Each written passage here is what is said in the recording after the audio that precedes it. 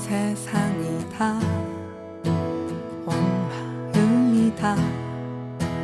행복하고 소박하게 살 수 있는 길, 꿈 같은 나날들. 저는 이제 경기도 군포 당원입니다. 지금은 전국 사무처에서 사무처장을 맡고 있습니다. 김현이라고 합니다. 반갑습니다. 네. 현재 녹색당과 또 현재 녹색당을 이해하려면은 이제 과거에 녹색당이 어떻게 좀 활동해 왔는지, 그다음에 또 어떤 사람들이 있고 또 어떤 내용으로 대사회적으로 이야기를 해왔는지, 그리고 현재의 녹색당의 상황이 어떤지, 어떤 조직들이 있는지, 그리고 우리 당원들의 뭐랄까 대체적인 정체성이 뭔지, 이런 걸 좀 이해를 하시면 녹색당에서 당원으로서 또는 뭐 활동하시는데 도움이 되지 않을까. 먼저 우리 스스로를 잘 이해하는 것이 좀 필요할 것 같아서 제목을 이제 창당 3년 동안의 과정과 지금의 녹색당, 이걸 중심으로 좀 말씀을 드리겠습니다.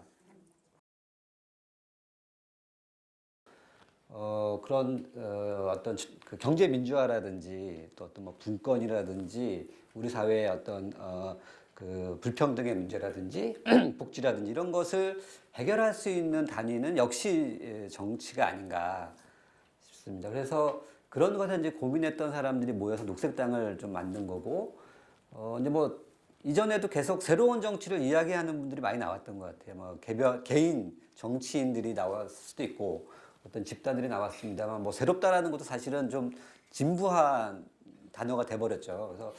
그래서 녹색당이 뭐 새로운 정치를 하겠다고 나왔지만 기존에 있는 정치와는 좀 다른 정치를 보여주는 것이 필요하지 않겠나.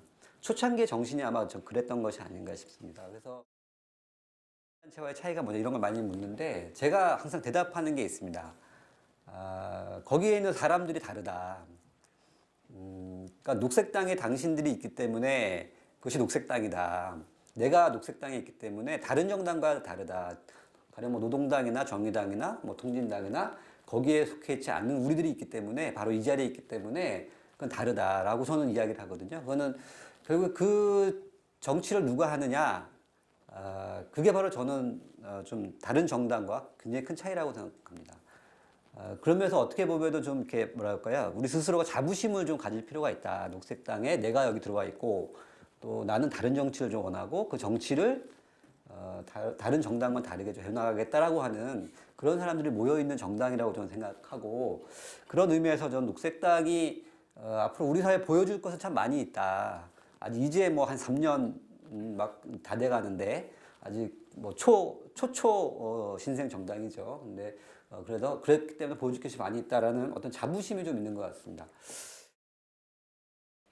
이제 창당을 하기 위해서는 창당준비위원회를 꾸려야 됩니다. 창당준비위원회에 발기인 대회 하는 날이 바로 2011년 10월 30일. 2011년은 잘 아시겠지만 3월 11일 날에 후쿠시마에서 대형 사고가 있었죠. 대재앙이 있었습니다. 그래서 그때 그 발기인 대회 때 행사장에 걸었던 이 그림이고요. 그 새로운 정치는 대체로 새로운 매체와 같이 출발한다고 생각하는데요. 우리 녹색당은 그 매체가 페이스북이었던 것 같아요. 그래서 페이스북을 통해 사람을 모았고, 페이스북을 통해서 우리가 하고자 하는 걸 전달했고, 그래서 페이스북은 적어도 다른 정당에 비해서 좋아요를 누르는 사람 되게 많고 또 가장 활발하죠. 물론 거기에 뭐 한정되어서는 안 됩니다만, 그래서 그거를 그때 통해서 우리의 슬로건을 만들어 보자라는 제안을 했었어요. 그래서 굉장히 다양한 슬로건을 냈었죠. 그래서 이걸 다 적었어요. 사실은 이 중에서 하나를 선택해야 되는데 워낙 다양한 사람들이 다양한 의견을 내서 하나를 선택을 못했어요. 그래서 지금은 슬로건이 아직 없어요. 그냥 녹색당입니다. 보통 이게 이제 그 창당을 하려면 지역당에서 창당을 먼저 해야 돼요. 그래서 우리나라에서 녹색당 지역당 중에 최초로 창당대회를 한 곳이 바로 여기 경기도 당입니다. 예, 휴 안양에서 많은 분들이 모여 계시죠. 이쪽에 보면 청소년 당원이 돌아가면서 인사하면서 그분이 마이크를 잡고 안녕하세요 고등학생입니다 그러더라고요. 그러니까 사람들이 고등학생이니까 와 막 박수 치고 감성 질렀을 거잖아요. 그랬더니 그분이 제가 어리다고 기특하게 보지 마십시오. 저는 엄연한 여러분과 똑같은 당원입니다. 이렇게 얘기를 했었어요. 그래서 그때 우리는 정말 뭐 중고등학생이든 또 나이가 많으신 어르신들이든 똑같은 당원이다라는 걸 한번 주입을 딱 시켜주고 평정을 했죠, 그 분위기를. 같은 다 하나의 표를 가지고 있는 당원이라고 하는 것을 이때 딱 저도 이제 느낄 수 있었고요. 3월 4일 날 우리 생일입니다. 녹색당 생일. 예, 창당대회 한 날이고요. 앞에는 일기 대표자분들이에요. 얼마 전까지 공동 운영위원장 했던 이현주 위원장님하고 또 이분은 이제 김석봉 공동 운영위원장님이셨는데 앞으로 이제 정치관계법, 각종 정치관계법 개정 운동을 지금 이제 진행하고 있는데 그 중에서 바꿔야 할 것들 많이 있고 특히 우리는 이제 강령을 읽어보셔서 아시겠지만 좀 전면적인 비례대표제 확대 이런 것을 주장하고 있어서 내년까지는 커다란 선거가 없습니다. 그래서 여러 시민사회 단체와 또 정당들과 함께 정치관계법 개정 운동을 벌이고 있는데요. 그런 의미에서 우리가 녹색당 어떻게 창당 밟아왔는지 한번 여러분 맞춰보세요. 그러니까 우리는 사실은 뭐 제주에 있을 수도 있고 밀양에 있을 수도 있고 그래야 되는데 법적으로 이렇게 되어 있어요. 서울에만 되어 있습니다. 이상 있어야 되고 시도당은 몇 명 이상 있어야 되는 이건 혹시 아시겠어요? 많지는 않아요. 각각 200명하고 100명이 있어야 발기인 대회를 합니다. 아까 선유도에서 했던 발기인 대회처럼 중앙당은 200명의 발기인이 필요하고 시도당은 100명이 필요합니다. 발기인 대회를 하고 나서는 몇 개월 안에 창당을 해야 돼요. 법적으로 그렇게 되어 있습니다. 그러니까 그 기간 안에 못하게 되는데 6개월 안에 해야 됩니다. 6개월 안에. 우리도 10월 30일 날에 했잖아요. 그래서 3월 4일 날 창당했는데 어쨌든 그 때까지 하기 위해서 최선을 다한 거죠. 창당하려면 몇 개의 시도당이 필요하다? 5개. 예, 5개 맞습니다. 5개가 필요하고 그래서 지금은 서울, 경기, 부산, 대구, 충남 이렇게 5군데가 있어요.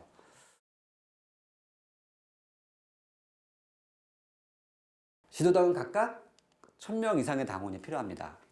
예, 그래서 최소 하여튼 5000명이 돼야 되는 거죠. 최소 5000명. 쉽지 않죠. 예, 쉽지 않은데 우리는 아주 짧은 기간에 해냈죠. 당원이 될 수 있는 사람이 누굴까요? 이 중에서? 4번. 4번.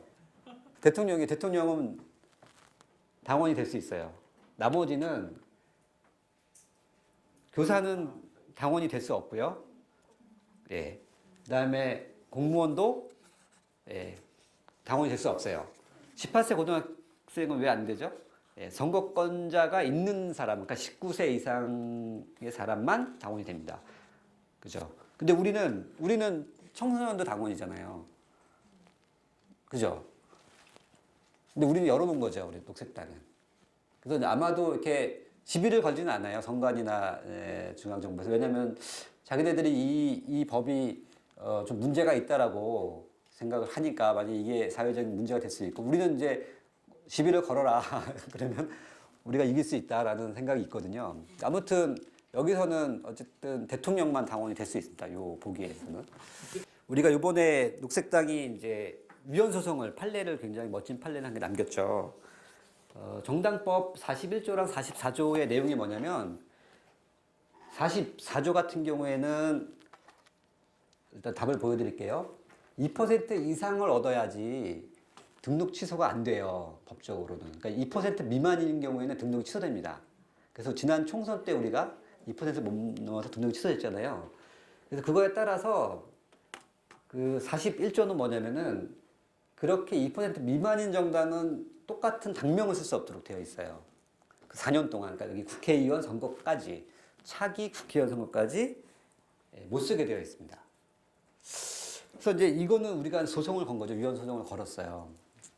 이거 문제 있다. 그래서 41조 걸고 44조는 이제 서울행정법원에 문제가 있다고 걸었는데 서울행정법원이 이거 심사를 해서 이거는 타당하다. 녹색당의 문제제기가 타당하다. 2%를 못 얻었다고 정치 세력을 원하는 사람들의 어떤 정치 자유권이라든지 평등권을 침해할 소지가 있다라고 판결을 해서 위헌 제청을 했어요.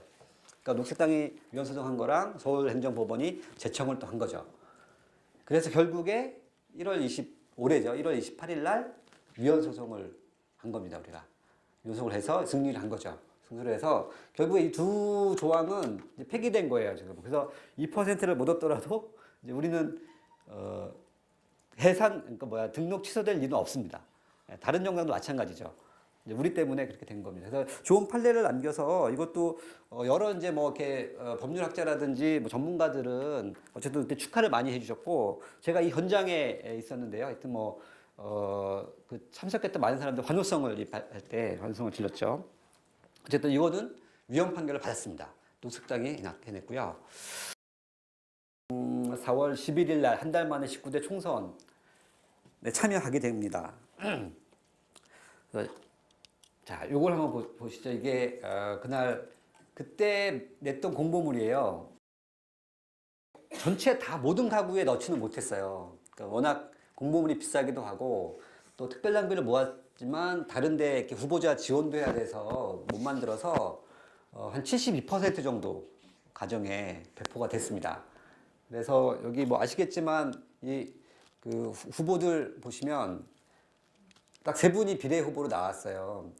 이유진 후보, 유영훈 후보, 장정화 후보인데요.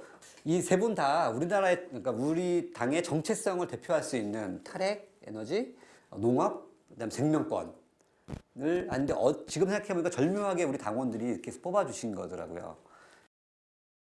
그래서 이 공약 우리가 당원이니까 그래도 우리가 어떤 공약을 냈는지 좀 알 필요가 있어서 그냥 큰 것만 좀 보시면 될 것 같아요. 핵에서 벗어납시다. 차라리 우리는 뭐 탈핵을 이야기하고 2030년까지 탈핵할 수 있다라고 우리가 또 이렇게 계획서도 냈죠. 아마 보신 분들 많이 계실 겁니다. 그리고 농업 문제 이런 공약을 냈습니다. 예. 로컬 푸드라든지 도시 농업과 학교 유치원 텃밭 활동 이런 걸 냈고요. 생명권, 동물도 우리 이웃이고 생명의 권리 이런 걸 좀 강조했던 노동 문제, 경제 문제를 다룬 겁니다. 뭐 여러 가지 내용이 있습니다만 약축적으로 이렇게 한 건데요. 이 비정규 노동 정책 같은 경우에는 뭐 한국 비정규 센터라든지 민변, 민교협 등에서 각 정당의 평가에서 유일하게 만점을 받았습니다. 그러니까 요거만이 아니죠. 굉장히 긴 내용인데 만점을 받았어요. 그래서 인권, 소수자 문제, 청년 문제를 또 이렇게 정책으로 냈고요. 총선 결과입니다. 아마 다 아실 거예요. 이렇게 큰 정당들 빼고 녹색당이 이제 0.48%를 얻었어요 이때. 그러니까 창당하고 3월 4일날 창당하고 한 달 만에 4월 11일 날에 이제 총선에 참여했고 한 달 정도 준비한 거죠. 그러니까 한 달 정도 준비해서 0.48% 근데 저는 불가피하게 이 정도 받을 수밖에 없지 않았을까. 우리가 아직 가진 것도 많이 없었고. 정말 신생 정당이라고 하지만 저는 초초 신생 정당이었기 때문에 이렇게 받을 수밖에 없지 않았을까라는 생각도 듭니다. 근데 좀 안타까운 거는 이걸 보면 좀 가슴이 아픈 게 여기 보시면 10만 3,811명이 녹색당을 좀 찍어 주셨습니다. 잊을 수 없는 수치죠. 그래서 12일 날 바로 이게 법이 되게 우습더라고요. 하여튼 그 다음날 바로 취소 통보가 왔어요. 이건 법적으로 어떻게 절차를 거치는 게 아니라 바로 그냥 취소가 됐고요. 그래서 여기 보시면 아시겠지만 이제 녹색당 더하기 이렇게 명칭을 녹색당 더하기 원래는 녹색당 플러스로 했는데 이 플러스는 또 선관위에서 녹색당과 유사한 명칭이다라고 해서 받아들이지 않았어요. 또 이게 대표자들입니다. 이현주, 아승수 지금 이제 공동정책위원장. 이유진 공정정책위원장, 변홍철님.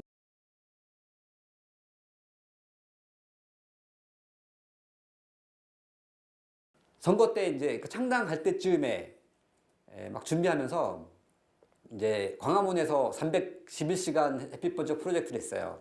하루에 12시간씩 311시간 동안 계속 피켓팅을 하겠다 해서 굉장히 추운 겨울날 여기 우리 이정 처장님 경기도 이렇게 보이시죠? 여기서 아침 8시부터 밤 8시까지 이렇게 12시간 정도를 돌아가면서 계속 피켓팅 했는데요. 정부가 방사능 대책이 없다라고 하는 것을 헌법재판소에 심판 청구서를 제출하는 겁니다. 그러니까 이즈음에 그러니까 1월 30일 날에 했잖아요.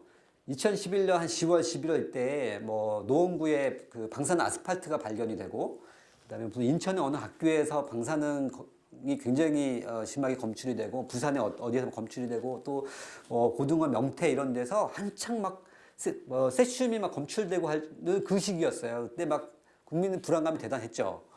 그래서 녹색대 안 되겠다. 그래서 그 2011년 말부터 청구인단을 이렇게 원고단을 모집했어요. 해가지고 1191명을 모아서 1월 30일 날 처음으로 우리가 이제 법률적인 행위를 한 거죠.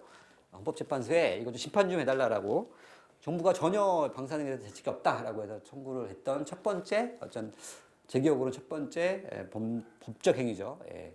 이렇게 당원들이 책을 내자. 이거 읽어보셨어요 혹시? 많이 보셨죠? 예, 아직 갖고 오셨네요. 녹색당 선언이라고 책을 냈습니다. 그러니까 지금 이제 여러분이 참여했었는데 이제 현재 공동 정책위원장이신 한재갑 위원장이 그때 좀 여러 사람하고 제안을 해서 우리가 창당하는데 우리가 어떤 이야기를 하는지 한번 이 책에서 써보자 해가지고 한 30여 명 정도가 참여했어요. 그래서 보신 분들 아시겠지만 여러 가지 주제로 뭐 여기에는 뭐 자치적인 문제, 동물권 문제, 복지 문제, 뭐 행복에 대한 문제 등등 여러 가지로 써가지고 이걸 딱 3월 1일 날 창당하기 며칠 전에 내서 많은 사람들이 또 관심을 불러일으키고 했었습니다. 자, 그리고 이제 밀양은 제 기억으로 이때부터 본격적으로 좀 참여했던 것 같아요. 이때 아마 2012년 1월 초에 이치우 어르신이 돌아가셨잖아요. 그러고 나서 밀양 송전탑 문제가 굉장히 사회적인 이슈가 됐는데 우리 이제 녹색당도 사실은 이제 창당 준비하고 이제 총선 준비하느라고 정신이 없었을 때였는데 그때 이 문제 정말 심각하다고 해서 좀 관심을 갖고 이때 처음으로 이제 탈핵 희망버스라는 이름으로 첫 번째 희망버스를 죽음의 송전탑 자리에 생명의 나무를 심으러 가자라는 취지로 이렇게 희망버스를 출발했습니다. 그래서 여러 차례 이후에도 갔었죠. 현재 법적으로는 25세 이하면은 그 국회의원하고 지방의원을 출마할 수가 없게 되어 있어요. 현재 법. 그다음에 40세 미만이면 대통령 후보로 나올 수가 없어요. 잘 아시겠지만. 그래서 이건 좀 문제가 있다. 이거는 평등권이 일단 침해된다.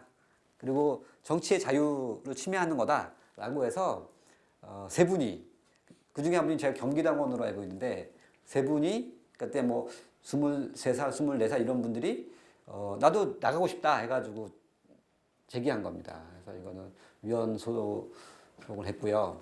아직까지 계류 중으로 알고 있어요, 제가. 대륙별로 4개 대륙별로 국제 녹색당 그 모임 네트워크가 있어요. 그 중에 아시아 태평양 APGN이죠. 아시아 태평양 녹색당이죠. 어쨌든 네트워크에 우리가 신청을 해서 이날 5월 달에 가입이 됐어요. 또 딱 가입을 했더니 막 메일이 오는 거예요, 바로. APGN에서 파푸아뉴기니라고 하는 나라에서 총선을 하는데 기금 좀 마련해라 라고 안내가 왔어요. 그러니까 여기 남태평양에 있는 작은 섬국가잖아요. 근데 여기가 이제 이제 섬국가인데 기후변화 때문에 계속 그 물에 잠기고 있어요. 그래서 특히 이제 이게 세계적인 이제 그 재벌 기업들이 이쪽에 자원이 많아가지고 계속 개발하고 있고 그래서 그 대기업하고 정부와 맞서 싸우는 녹색당 당원들이 굉장히 많이 있거든요. 이분들이 마침 이때 총선이 있어서 나가려고 하니 돈이 없는 거예요. 근데 1인당 총선에 나가려면 50만 원이 필요하대요. 우리 입장에서는 좀 이렇게 뭐 얼마 안 되잖아요. 우리는 되게 많이 필요한데.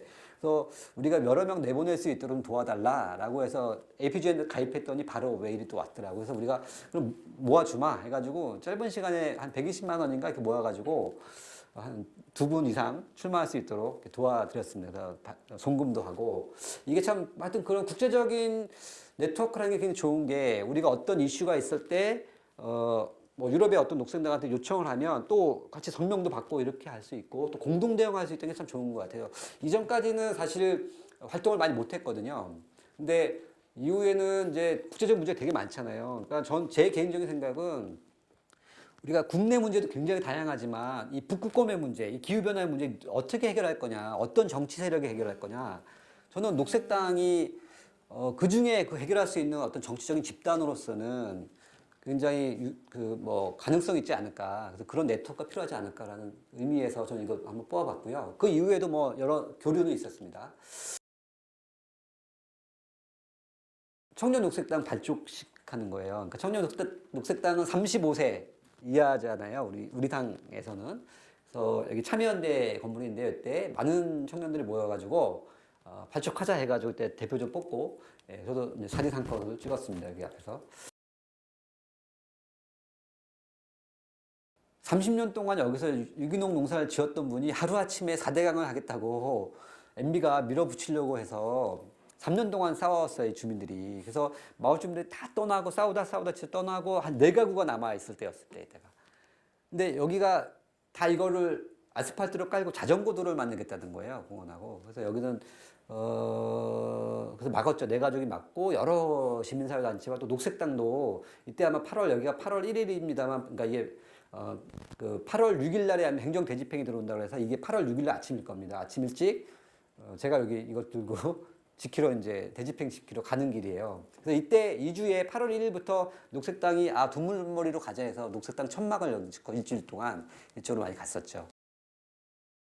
자, 그리고 그 해에 또 대한문에서 탈핵, 용산, 강정, 쌍용 우리 사회에 어쨌든 버림받고 내쫓긴 사람들이 우리가 뭔가 한번 하자 해서 대한문에 텐트를 치고 함께 살자 외쳐보자 해서 꽤 오랫동안 이곳에서 좀 그 텐트를 치고 같이 생활을 했습니다. 녹색당이 이제 탈핵을 담당했고 이쪽 특히 밀양 문제가 있고 청도 영덕의 탈핵 핵 문제 등등 해가지고 그 주제로 시민들한테 홍보도 하고 같이 또 활동을 해왔습니다. 당명 찾기 이제 헌법재판소 앞에서 또 1인 피켓팅도 한 달 이상 이 앞에서 매일 아침에 출근하는 이 헌법재판소 직원들 대상으로 쭉 피켓팅을 했습니다. 예. 녹색당을 녹색당이라 부르지 못하고 예. 좀 녹색당이라고 부르게 해달라 뭐 이렇게 해서 피켓팅을 했습니다. 본격적으로 올해 이제 지방선거가 있어서 2013년 1월 19일, 그러니까 굉장히 오래 전부터 사실은 지방선거를 준비해 왔어요. 그걸 위해서 풀뿌리 정치 지원단이라는 것도 꾸려가지고 단장을 이제 지난주에 강연했던 서영원 당원께서 단장을 맡으셨죠. 그래서 그때 철도회관에서 처음으로 첫 워크숍을 개최합니다. 이때 한 150명 정도 모였었어요. 굉장히 많이 모이셨죠. 그래서 우리가 어떻게 한번 잘해보자. 다양한 전략이 나오고 아이디어들이 나와서 또 교류도 되고 그런 행사를 했었습니다. 의제 모임이라고 있는 거 아시죠? 예, 우리 당에는 의제 모임이 다른 정당에는 그런 의제 모임 제도가 없는데 우리는 당원들이 원하는 곳에 원하는 주제로 모임을 갖고 이걸 지원하겠다라고 하는 게 당원상에 명시돼 있어요. 그래서 그렇게 첫 번째 의제가 탈핵 에너지 의제 모임입니다. 그러니까 한 3개의 광역시도에서 각각 회원이 있어야 되고 그다음에 30명 이상 모여야 승인을 받을 수는 있어요. 그래서 탈핵 에너지 의제 모임이 그걸 채워가지고 승인 받아서 공식적으로 어떤 예산상의 지원도 받고 활동을 하고 있습니다. 공자시 축산 반대하는 헌법소원 심판 청구를 또 제출했습니다. 녹색당과 카라라고 하는 시민단체가 있죠. 그래서 1129명 소송 원고인단을 모아서 5월 30일 날에 또 헌법재판소, 우리가 헌법재판소가 인연이 많죠. 또 여기서 기자회견도 갖고 소송을 제기를 했습니다.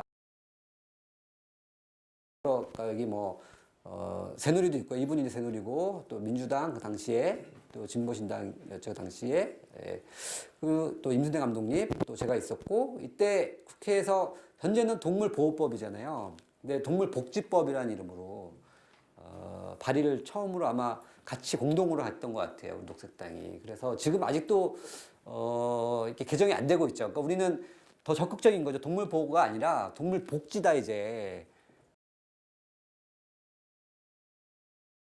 우리는 당원들로부터 사전에 의견을 들었어요. 홈페이지 통해 가지고 한 470개 정도 정책을 모았고 그거를 10개로 나눴어요. 10개로 나눠 가지고 이때 13년 11월 16일 날에 철도에 관해서 10개 주제를 나눠 가지고 토론을 했습니다. 그래서 여기 나왔던 아이디어들이 우리가 지방선거 정책이 된 겁니다. 저는 정책 내용 하나하나가 사실은 이렇게 아주 전문적이지 않지만 당원들이 생각하고 저 문제가 있고 정말 의미가 있다라는 것을 스스로 만들고 이걸 정책으로 냈다는 건 굉장히 의미가 있다. 앞으로도 아마 우리 녹색당은 이런 정도의 프로세스를 통해 가지고 정책이 됐든 뭐가 됐든 이렇게 만드는 걸 거치지 않을까 판단합니다. 그래서 그런 기회가 있으면 좀 적극적으로 의견을 내시는 게 필요할 것 같다 말씀드리고요. 그래서 2014년 올해죠 1월 28일 날 헌법재판소에서 41조와 44조가 위헌이다 이렇게 결정을 냈습니다. 정말 뿌듯하죠. 우리 당에는 농민들이 되게 많아요. 이따 그 자료 데이터를 보시면 아시겠지만 농민이 되게 많습니다. 그래서 농민의 날이 필요하다라고 해서 올해 2월 달에 옥천에서 가졌고요. 내년에 또 1월 말에 또 잡혀 있어요. 이분이 뭐 서대문, 의왕, 춘천, 과천, 뭐 이천, 구미, 은평, 홍성, 보성, 광주, 천안 이렇게 나왔었죠. 결과는 좀 이따 보겠습니다. 비례 후보들이에요. 뭐 이미지는 안 붙였고요. 여기서 12군데에서 비례를 냈어요. 원래는 서울, 경기만 좀 준비를 했었거든요. 근데 3월 달에 있었던 대의원 대회에서 왜 서울, 경기만 내냐. 전국적으로 다 내보도록 하자라고 결의안이 채택이 됐습니다. 그래서 이제 그걸 가지고 부랴부랴 지역별로 논의가 됐고 그래서 이렇게 모두 12분이 어려운 조건에서 나왔었죠. 어떤 행사에서 뭐 가수 윤영배 씨 아시죠? 또 시완님이 당원이세요. 작곡가이자 가수인데요. 두 분이 단가를 만들어줬어요. 지금 잘 안 보입니다만 어플리케이션도 만들었죠. 그래서 특히 카카오톡 개발하신 분이 당원이에요. 잘 아실 텐데 그분이 만들어 주셨어요. 어떤 공약들이 있었는지 한번 쭉 살펴보도록 할게요. 자, 안전하고 정의로운 지역 에너지, 탈핵 에너지와 대표적인 우리 공약이고요. 동물도 우리 이웃입니다. 어디 좋죠? 동물도 우리 이웃입니다. 이거 후보님들 중에는 명함으로도 이렇게 만들어서 가지고 다니기도 했어요. 그 다음에 햇볕 드는 집, 상쾌하고 건강한 동네. 햇볕 드는 집. 딱 보면 어떤 의미인지 아시겠죠? 그리고 시민이 참여하는 도시계획위원회, 기후변화 제안전한 도시, 먹거리 문제죠. 방사능, 유전자조화 투작, 그 다음에 유해 첨가물로부터 안전한 밥상, 농업 문제, 지역 농업 문제, 동네에서 먹고 살자, 지역 경제를 다루는 겁니다. 뭐 홈페이지에 이거 다 있으니까 한번 차근히 보세요. 내용도 다 좋아요. 지금 모습 그대로 행복한 세상. 이거는 인권 문제죠. 소수자 문제. 지금 있는 대로 인정해달라. 그렇게 살아가자 같이. 이런 거고요. 중요한 것은 시민이 결정한다. 이것도 워딩이 잘 뽑은 것 같아요. 지역 자치 문제, 지방 분권 문제 이런 문제로 이렇게 정책을 냈고요. 마지막으로는 뭐 서로 배우고 돌보는 우리 동네. 하나를 키우기 위해서는 하나의 동네가 필요하다라는 말이 있잖아요. 그래서 동네에서 그런 것이 갖춰져야 된다. 서로 돌보고 나누고 하는 그런 마을을 만들 필요가 있다. 일종의 뭐 마을 만들기도 같이 다 있는데요. 그런 것을 냈습니다. 근데 지역구에서 잘 아시겠지만 제일 많이 받았던 분이 이제 보성의 최혁봉 후보죠. 정말 이렇게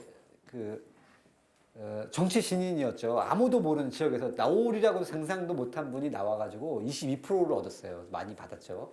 과천에 시장으로 나왔던 또 서영원 후보님이 19%를 받았죠. 그 다음에 광주에 또 박필수 후보 같은 경우도 논의를 그 짧은 시간에 결정해서 한 3개월 준비하고 나와서 15% 얻었으니까 나름대로 선방을 했다고 보고요. 여기 나왔던 그 지역의 비례대표고 뭐 그때 받았던 총선에 비교해 보시면 그래도 좀 올랐다는 것을 알 수 있습니다. 이게 이제 우리의 객관적인 조건이라고 보시면 될 것 같고요. 비례대표도 보시면은 여기까지 제주까지 우리가 비례 후보를 냈고요. 광주, 대전, 울산, 세종, 경북은 못 냈어요. 못 냈는데 사실 이 0.75%잖아요. 17만 표. 아까 총선은 10만 표 받았잖아요. 그러니까 7만 표를 더 받은 거긴 해요. 근데 여기에 안 나왔음에도 불구하고 이 정도 받은 거죠. 그러니까 좀 이때보다 한 2배 가까이 요걸 제외하고 여기는 평균은 0.87인가 뭐 이렇게 될 겁니다. 그래서 뭐 2배 가까이 받았습니다만 그래도 냉정한 현실이 아직은 대중들로부터 이 정도의 수준 받고 있다라는 것이 이제 우리의 평가겠죠. 굉장히 정치의 높은 벽을 또 경험하게 됩니다. 그래서 사실은 이번에 제3기 대표자들 선거하면서 아마 다 공약들은 보셨겠지만 2016년 총선 되게 중요하다라는 걸 굉장히 강조하셨잖아요. 그때 일정한 성과를 남겨야 된다. 그래서 당원이 10,000명이 되어야 되고 뭐 이렇게 총선 기구도 일찍 꾸리고 뭐 이런 등등의 일정들을 제시를 하고 아마 그렇게 추진이 되지 않을까 싶고요. 그러면서 아마 2016년 총선에도 우리가 이거보다 더 의미 있는 2% 받으면 국고부전금 받는 거 아시죠? 네. 그리고 3%가 되면 1명이 당선이 되잖아요. 그러니까 비례 3%만 돼도 1명을 의회에 입성시킬 수 있다. 예, 염두해 주시고요. 뭐 이거는 뭐 그냥 의미가 있어서 뽑아본 건데요. 다른 것보다 아마 그 득표율 보시면은 많이 받은 데 있잖아요. 뭐 보성이라든지 임실, 뭐 산청 이런 데가 사실은 인천 쪽에도 보면 강화, 옹진 이쪽에 있잖아요. 여기는 후보들이 나왔으니까 높게 받은 건데 이런 데에 왜 이렇게 당원들도 많이 없는데 왜 받았을까 이렇게 보면은 귀농하시는 분들 되게 많이 있는 지역이기도 해요 이쪽이. 그리고 일종의 뭐랄까요 대안적인 삶을 원하시는 분들이 많이 또 내려가 계신 거. 그러니까 투표를 뭐 이렇게 이게 아마 정확한 분석은 아니겠습니다만 이런 거를 그 결과를 보면은 이런 것을 좀 유추해 볼 수 있다. 그러면 녹색당은 좀 뭐랄까 그러니까 이 생활과는 좀 다른 삶을 살아가는 어떤 대안적인 정당으로서 목소리를 좀 높일 필요가 있지 않을까. 네, 뭐 결과만 놓고 보면 그렇게 이야기해 볼 수 있을 것 같고요. 우리 당의 조직입니다. 이 조직표를 홈페이지에 있는데 보신 분들 많이 계실 거예요. 그거 보시면 다른 정당의 조직표를 보세요. 이거랑 굉장히 다릅니다. 거기는 그 뭐랄까요 위에서부터 아래로 이렇게 내려가는 보통 아는 조직표지만 우리는 이거 할 때 고민을 되게 많이 했거든요. 어떻게 당원을 중심에 놓고 평등하게 만들 수 있을까 고민을 진짜 많이 해서 만든 거거든요. 그래서 여기에 다 해결이 됩니다. 그러니까 당원을 중심에 놓고 최고 전국 당원 대회가 있죠. 그 다음에 대의원 대회가 있습니다. 대의기구죠. 최고 대의, 의결기구, 최고 대의기구에 있고요. 여기서는 선거관리위원회, 상벌위원회, 뭐 예산결산위원회, 상벌위원회를 선출합니다. 대의원 대회에서. 특별위원회는 전국 운영위원회가 승인을 해서 특별위원회가 만들어져서 현재 탈핵 특별위원회, 농업먹거리 특별위원회, 소수자인권 특별위원회가 있습니다. 이거는 또 당원들의 참여로 만들어지고요. 전국 운영위원회는 그렇죠. 청년녹색당의 대표자들과 지역녹색당의 대표자들과 정책위원장들과 의제 모임의 또 정책위원회 가수들 이렇게 대표자들과 그다음에 이렇게 해서 꾸려진다라고 하는 것이 바로 여기 이 그림입니다. 그리고 맨 밑에 글로벌 그린스라고 네트워크도 이렇게 국제 네트워크도 딱 되어 있고요. 의제별 모임도 당원의 자발적인 결성으로 되고 있고요. 조직 구성 원리를 좀 아셔야 될 것 같아요. 당원으로서. 우리는 남녀 성비를 50% 정도로 맞춥니다. 공동 운영위원장 제도를 둔 거는 남녀가 될 수 있도록 하고요. 그 다음에 장애인, 청년, 소수자 등과 같은 분들의 정치 참여를 확대하는 것을 각 그 당원이나 당규상에 또 각 기구상에 일정 비율 이상 참여토록 하고 있습니다. 이것이 우리 조직 구성 원리입니다. 대의원 대회는 특위에서 넣은 건데요. 아시겠지만 여기 계신 분들도 언제라도 대의원이 될 수 있어요. 왜냐면은 전원 추첨으로 이루어지기 때문에 그렇습니다. 추첨제는 전 세계 정당사에도 유례가 없죠. 우리가 처음으로 전원 추천제를 통해 가지고 대의원대를 2번 했습니다.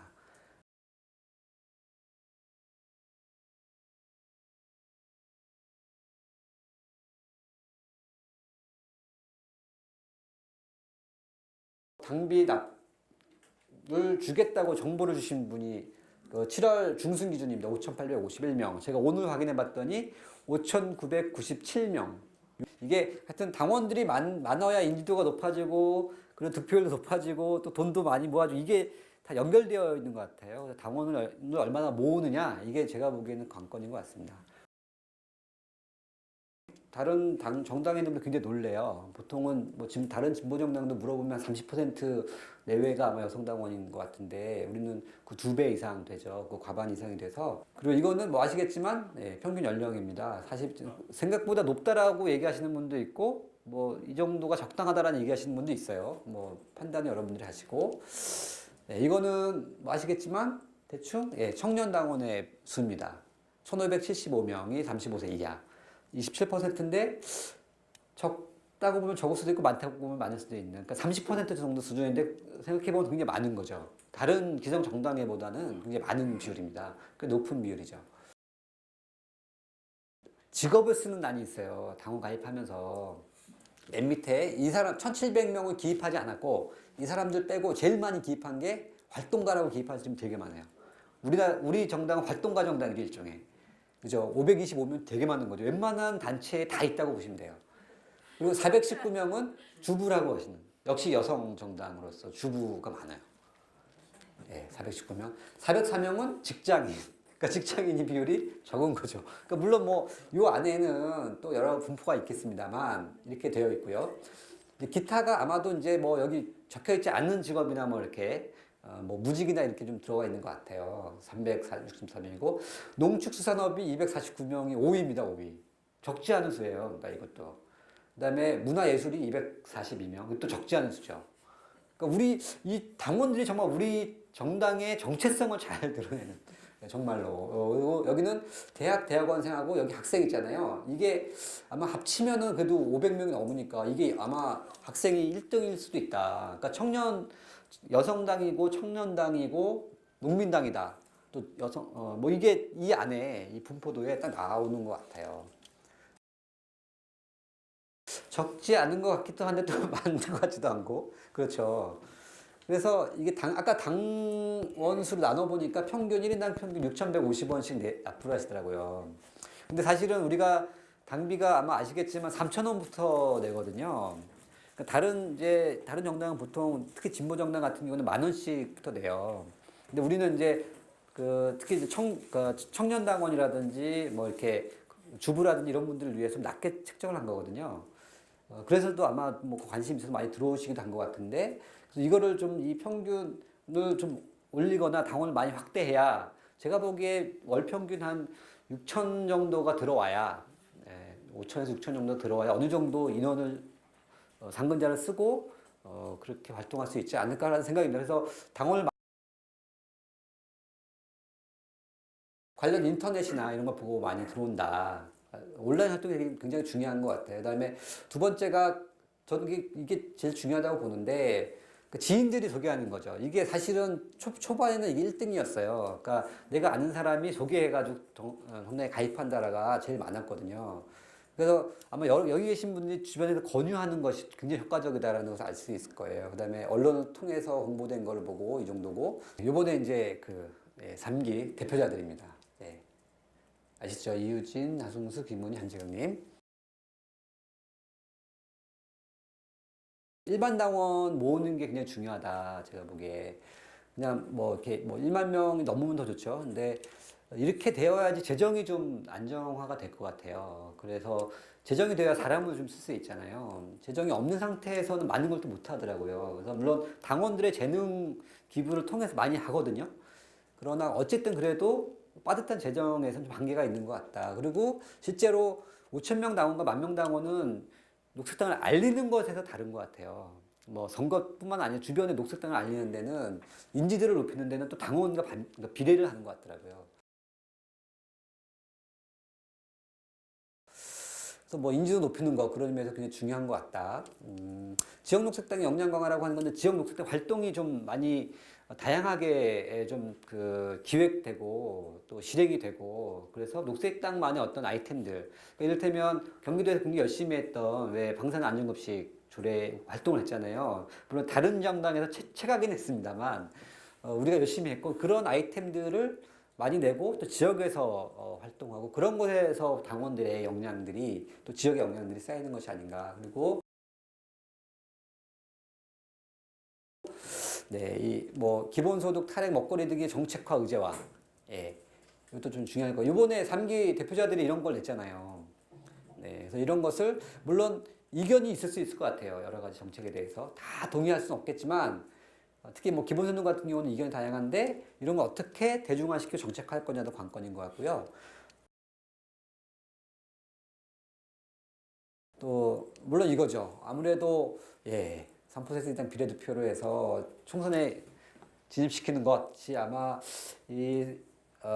한 20개월 남은 기간 동안에 우리가 어떻게 준비해서 이걸 풀어나갈 거냐, 혹은 지역구에서 당선시킬 거냐, 이게 굉장히 중요한 과제가 아닌가 싶고요. 2001년인가요? 그때 호주에서 있었던 녹색당 선언. 그 맨 마지막쯤에 아마 있었던 문구일 것 같아요. 2002년이요. 네, 2002년 호주에서 참여하신 분이 저기 계시죠. 그래서 네. 그래서 저는 뭐 어쨌든 시간은 녹색의 편이라고 생각하는데 사실은 우리한테 기회는 분명히 오지만 기회가 온다고 잘 되는 게 아니잖아요. 우리가 얼마나 준비하고 있느냐의 문제죠. 그러니까 우리가 이렇게 막 활동하는 것도 그 기회를 놓치지 않기 위해서 준비하는 거라고 저는 생각하거든요. 근데 기회가 왔음에도 불구하고 준비가 안 되면 사실 뭘 못하는 거죠. 그래서 그 과정에서 저는 이 우정과 해악 이런 즐거움을 잃지 않는 녹색당이 되었으면 좋겠다 라는 의미에서 오늘 저희 전체적으로 활동과 현재 녹색당 상황을 좀 알아봤습니다. 네, 이상 제 말씀 마치겠습니다. 혹시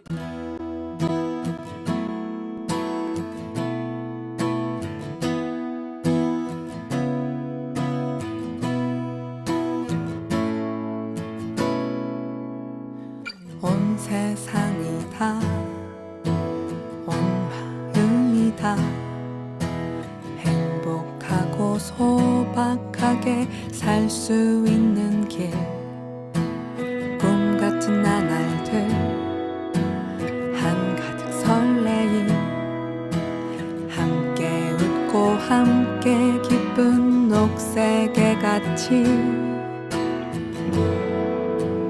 녹색 땅이야 행복은 모두의 길은 Green green green green